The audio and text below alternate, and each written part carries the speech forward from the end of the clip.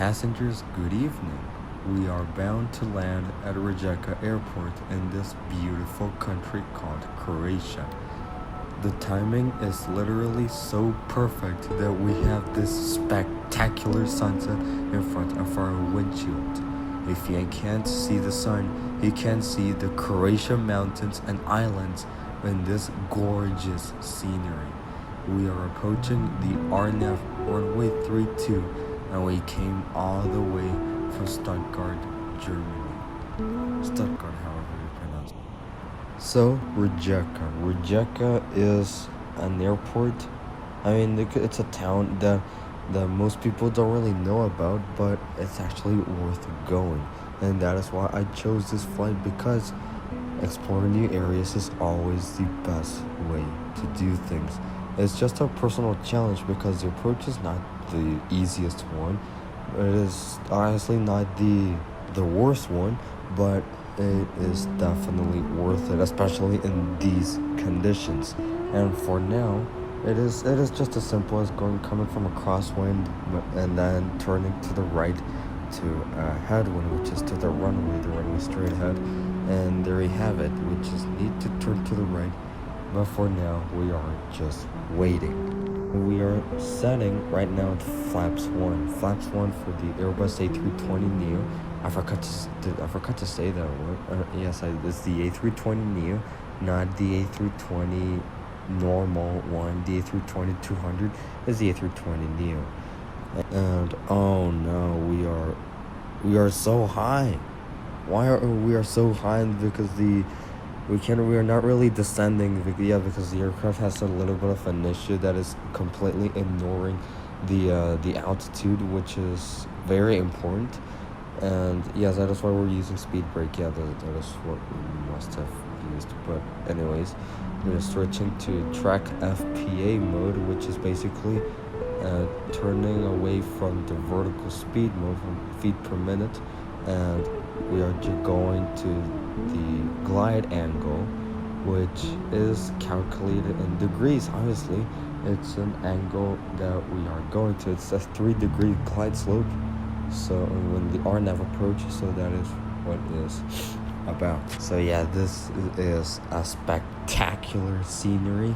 You can see now the mountains and the sun is straight ahead. Just look at how beautiful. This is also where the thumbnail lies. This is also where the thumbnail is. But yeah, so I cannot overemphasize how beautiful this is. And yeah, we just captured the glide slope, and we are now setting the landing gear. Yes, if we didn't land on the landing gear, we would die. But anyways, we're now safe. Let's set the flaps 2. And just focus on the landing, because instead of focusing on the scenery, we would end up, just being unconcentrated and therefore dying. But 2,500. We also grounded our spoilers and also did some lights into the landing gear lights, which are absolutely necessary in some other.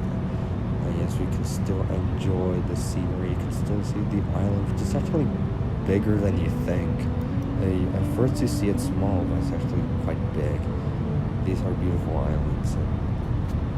And yes, we are setting flaps 3, and immediately after we are setting flaps 4. That is actually the procedure, and it's pretty straightforward. It's unique but straightforward for Airbus. And yes, this is the final procedure before the actual landing. We're final approach and we are about to land.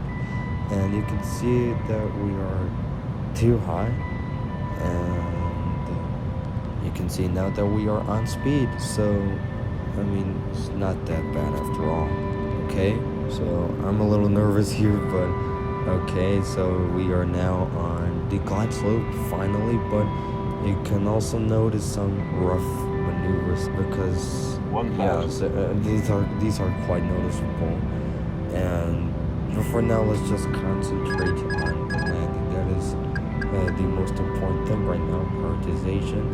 But you can still see the scenery, so please enjoy the scenery while I deal with the rough landing. I mean, sorry, the landing. Fuck, I already spoiled.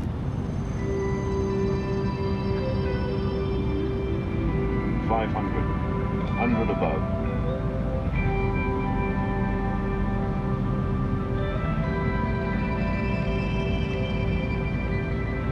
400. Minimum.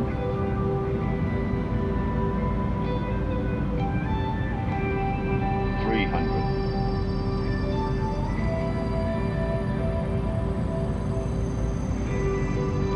200. 100. 50. 40. 30. 20. Retard.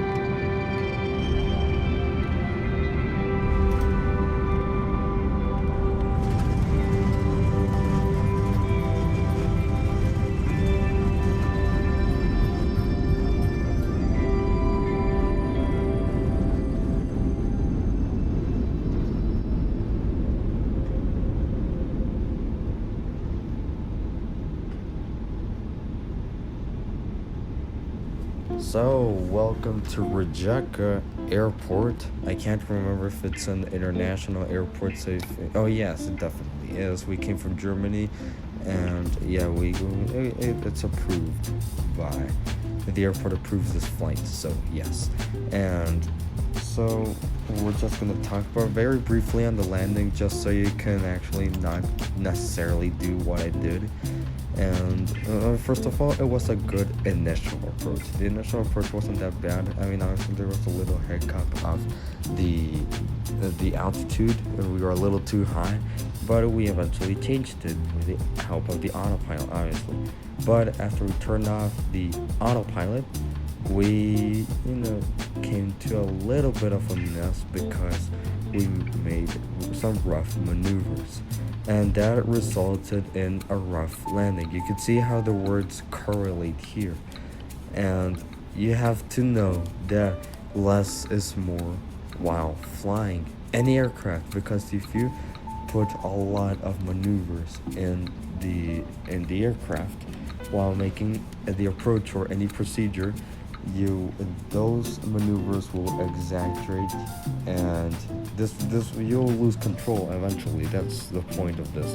And if you lose control, you lose most control of the landing, and it'll be not good. So basically, just keep your movements as smooth as possible, and only if you want to make an immediate change, which is highly unlikely because you need to do that, therefore you need to have to make a go around, because if you make a last minute change, that'll be risky and decreasing safety. But that's another story. But basically, just make them as smooth as possible, please. But this is honestly very difficult if you want to deal with crosswinds, and that is why there is a better example on how to deal with them, and here it is, so you can click it. Thank you so much for watching, and happy flying.